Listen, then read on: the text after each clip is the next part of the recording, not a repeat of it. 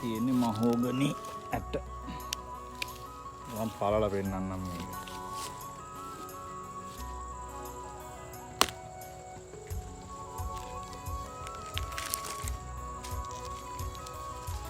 දැක්කද? කොහොමද කොච්චර ලස්සනද? තව එකක් පළලා බලමු. මේක පළලා බලමු ආයෙ පාරක්.